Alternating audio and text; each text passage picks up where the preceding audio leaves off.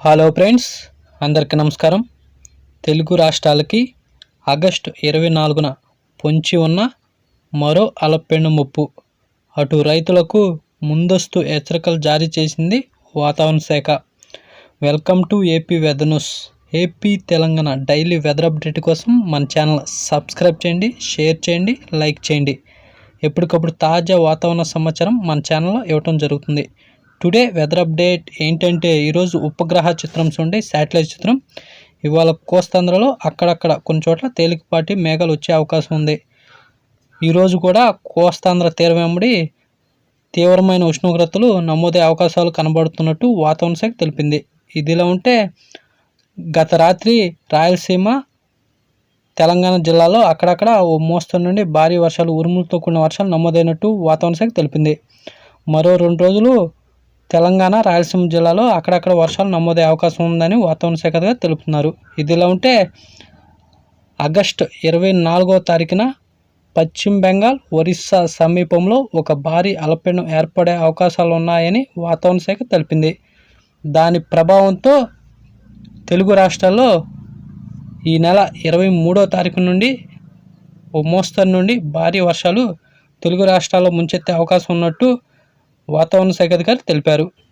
ఈ వర్షాలు కోస్తాంధ్ర ప్రజలకు గుడ్ న్యూస్ అని చెప్పవచ్చు. మధ్య కోస్తాంధ్ర, ఉత్తర కోస్తాంధ్ర, దక్షిణ కోస్తాంధ్ర జిల్లాలో గత 10 రోజుల మట్టి ఎక్కడా చెప్పుకోదగ్గ వర్షాలు పడలేదని వాతావరణ శాఖ తెలిపింది. రాబోయే అల్పపీడనం ప్రభావంతో అక్కడక్కడ ఓ మోస్తరు నుండి భారీ వర్షాలు పడే అవకాశం ఉంది. ఈ అల్పపీడన ప్రభావం ఎక్కువగా ఉత్తర కోస్తాంధ్ర, మధ్య కోస్తాంధ్ర, ఉత్తర తెలంగాణ జిల్లాలపై ఎక్కువగా ఉండే అవకాశం ఉంది.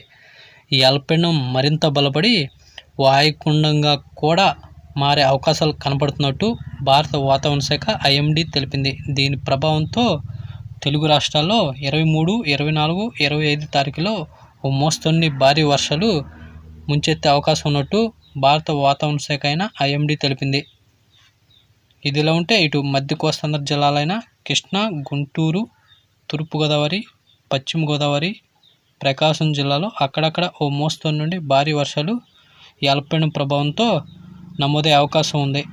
అటు రాయలసీమ విషయానికి వస్తే రాయలసీమ జిల్లాలైన కడప, కర్నూలు, నంద్యాల, పులివెందుల, బళ్ళారి, సత్యసాయి జిల్లా, అనంతపురం జిల్లాలో అక్కడక్కడ ఓ మోస్తరు నుండి భారీ వర్షాలు నమోదయ్యే అవకాశం ఉన్నట్టు వాతావరణ శాఖ తెలిపింది. ఇటు దక్షిణ కోస్తా విషయానికి వస్తే దక్షిణ కోస్తా జిల్లాలైన అన్నమయ్య, చిత్తూరు, తిరుపతి, నెల్లూరు, మదనపల్లి జిల్లాలో అక్కడక్కడ ఓ మోస్తరు నుండి తేలికపాటి వర్షాలు దక్షిణ కోస్తా జిల్లాలో నమోదయ్యే అవకాశం ఉంది. ఇదిలా ఉంటే ఇటు ఉత్తర కోస్తా విషయానికి వస్తే ఉత్తర కోస్తా జిల్లాలైన విశాఖపట్నం, మన్యం, విజయనగరం, శ్రీకాకుళం జిల్లాలో ఓ మోస్తరు నుండి భారీ వర్షాలు, ఉరుములు మెరుపుతో కూడిన వర్షాలు నమోదయ్యే అవకాశం ఉంది. ఈ అల్పపీడన ప్రభావం ఎక్కువగా ఉత్తర తెలంగాణ, ఉత్తర కోస్తాంధ్ర, మధ్య కోస్తాంధ్ర జిల్లాలో ఉండే అవకాశం ఉంది. ఇదిలా ఉంటే అటు అరేబియా సముద్రంలో ఈరోజు ఒక ఉపరితల ఆవర్తనం ఏర్పడినట్టు వాతావరణ శాఖ తెలిపింది. దాని ప్రభావంతో రాయలసీమ, తెలంగాణ జిల్లాలో అక్కడక్కడ ఓ మోస్తరు నుండి తేలికపాటి వర్షాలు మరో 2 రోజుల పాటు కొనసాగే అవకాశాలు ఉన్నట్టు భారత వాతావరణ శాఖ ఐఎండీ తెలిపింది. ఇదిలా ఉంటే ఇటు కోస్తాంధ్ర తీరం వెంబడి ఎండ తీవ్రత ఇంకా కొనసాగుతున్నట్టు వాతావరణ శాఖ తెలిపింది. ఇటు తెలుగు రాష్ట్రాల ఉష్ణోగ్రత చూస్తే ఇవాళ తెలంగాణ, ఆంధ్రప్రదేశ్లో ఉష్ణోగ్రత ఎక్కువగానే ఉండే అవకాశాలు ఉన్నాయి.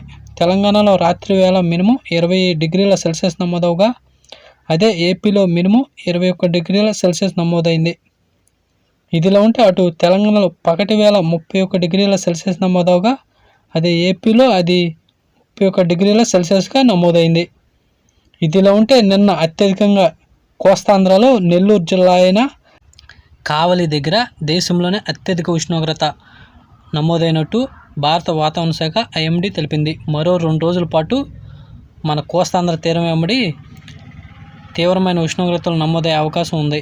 అటు రైతులు, రైతు కూలీలు తగు జాగ్రత్తలు తీసుకోవాలని వాతావరణ శాఖ హెచ్చరికలు జారీ చేసింది. ఇదిలా ఉంటే ఈరోజు రేపు రాయలసీమ, తెలంగాణ జిల్లాలో ఉరుములు మెరుపుతో కూడిన వర్షాలు అక్కడక్కడ పడే అవకాశం ఉన్నట్టు వాతావరణ శాఖ తెలిపింది. పిడుగులు పడేటప్పుడు తగు జాగ్రత్తలు తీసుకోవాలని వాతావరణ శాఖ తెలిపారు. ఇలాంటి డైలీ వెదర్ అప్డేట్ కోసం మన ఛానల్ సబ్స్క్రైబ్ చేయండి, షేర్ చేయండి, లైక్ చేయండి. ఎప్పటికప్పుడు తాజా వాతావరణ సమాచారం మన ఛానల్లో ఇవ్వడం జరుగుతుంది. థ్యాంక్స్, ధన్యవాదాలు వాచింగ్.